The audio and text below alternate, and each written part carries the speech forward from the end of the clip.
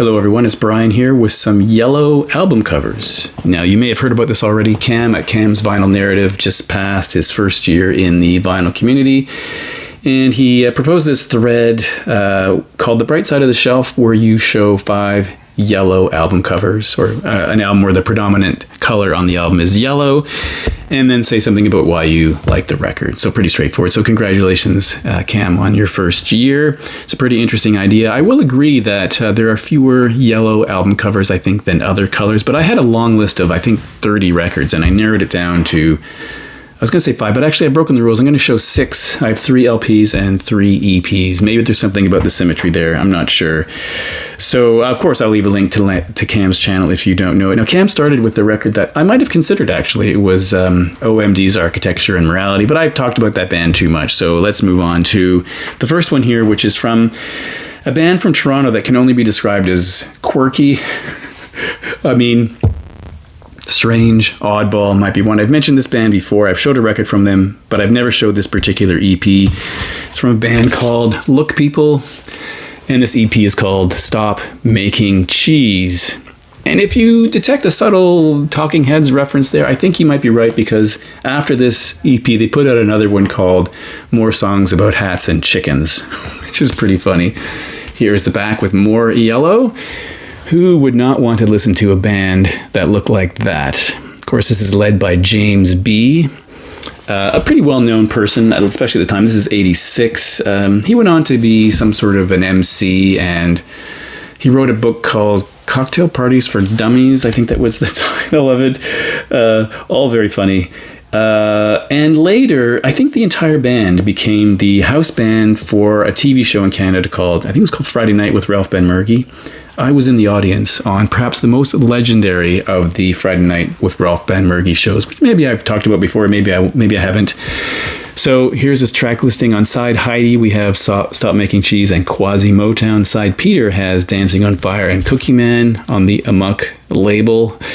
You know, I in thinking about this band in particular, you know, I think there's a point where you do need some humor in your music. It can't all be Stairway to Heaven and The Wreck of the Edmund Fitzgerald. You kind of need some humor to lighten things up, and I think this band really managed to do that.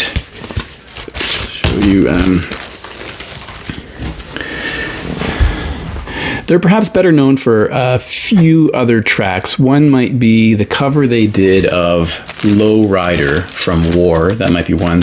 Another would be Guido, in which the character in that song is being pursued by someone he owes money to. And then there's Lousy Lover, which reflects on a person's I guess not very good lovemaking, I suppose. Now, number 2 is from kind of a legendary Canadian musician called Nash the Slash. I've mentioned this guy before. Now, Nash the Slash began his career as a member of the progressive rock band FM out of Canada. He played the electric violin, the mandolin. He plays glockenspiel keyboards and synthesizers. He left after only one record, although he rejoined the band later on for one album. And he became this interesting solo artist who passed away years ago at the age of 66. His real name is Jeff Pluman. So here's Nash the Slash on Decomposing. Now, one of the great stories about him is, as I remember it, or as I read, one day Gary Newman had been walking along Queen Street and heard music emanating from some nightclub, and went in and discovered that the person playing was Nash the Slash, and he hired him to do some concerts with him, opening for some concerts. So this is an EP from 1981 called Decomposing. This is one of those classic cases where the image on the album jacket really reflects the content of the image. So it's called Decomposing, and as you'll see, the notation is fading and decomposing, which I think is a really cool aspect of this record. Here's a drawn image of him. Of course, he always appeared in facial or surgical gauze over his face and a hat and a white tuxedo often, which was on display at a Canadian museum at some point for a while because of some celebration of Canadian music on Cutthroat Records. So there's 4 tracks here: The Calling, Life in Loch Ness, Womble, and Pilgrim's Lament. Very interesting. The other really fascinating thing about this EP is that you can play it at any speed you want. So here is side 1 and side 2, and they have 3 timestamps. So, for example, on side 1, The Calling, if you played at 33, is 5 minutes and 38 seconds. At 45, it's 4 minutes and 10 seconds. And at 78, it's 2 minutes and 24. So those are all listed, which is fantastic. And I'm not sure what the preferred speed is to play this record, but he is really interesting. There's no guitars on any of his music, any of his solo music. And there's a famous story about how David Gilmour offered to record a guitar component to one of his tracks on the album Children of the Night, and he turned him down. So it's all very eclectic with, violin bass. He did a really interesting cover versions of Dead Man's Curve. He did one of Smoke on the Water, but Dopes on the Water. Really interesting. If you like kind of offbeat, quirky, electronic violin-based music, this might be for you. I find it really interesting. And the third one, I've chosen a Canadian artist who I think is originally from British Columbia, but sort of emerged out of Edmonton. I've mentioned this guy before as well. His name is Mac DeMarco, and this is called This Old Dog. Now, Mac DeMarco's real name, and I had to note this down on my piece of paper here, is his real name was McBriar Samuel Lanyon DeMarco, but that's his current name, but he was born as Vernon Winfield McBriar Smith IV.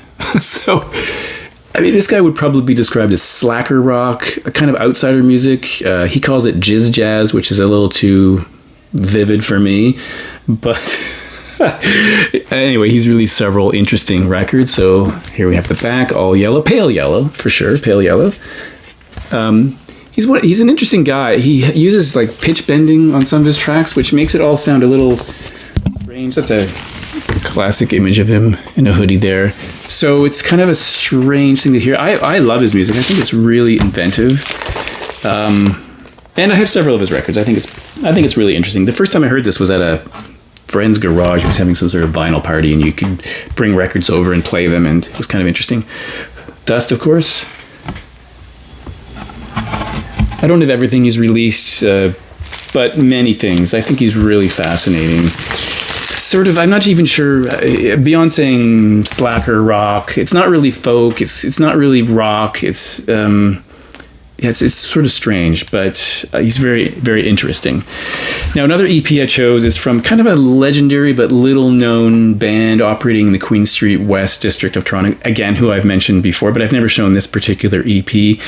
It's a band that frustrates me because they released only 5 things: 2 LPs, 2 EPs, and 1 7-inch single. And the 7-inch single I've tried to find for years, and every time I see it, it's like really expensive. The last time I saw it was $60 or $70, so I'm not going to buy it. But the title of that track is Hemingway Hated Disco Music, which is hilarious.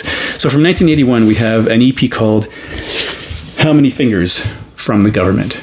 I love this album cover. It's fantastic. So side A takes up, the first song on side A takes up the whole song, How Many Fingers. It's 7 minutes and 17 seconds. Side B has 3 tracks. Now, the guy that James Patterson, the singer, is also an artist, so he still continues to operate in the art world. I can't even find an adequate way to describe this band. Some people have said art punk mixed with new wave. I guess that's kind of correct. He's got a weird voice. The music is very angular, really interesting guitar work. And it's really difficult to explain what this band sounds like. And there's very little of them online. You can find a video for Flat Tire online, which is probably their most notorious or most novel song. Maybe this is a novelty song from the group. Anyway, 2 full-length albums. I like Guest List better, but this is really interesting.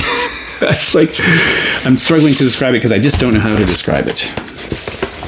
So this is side A. How Many Fingers? And on side B here, this is 45 RPM, we have Plaza del Pimps, Portrait and Paranoid Downtown Funk Part 2.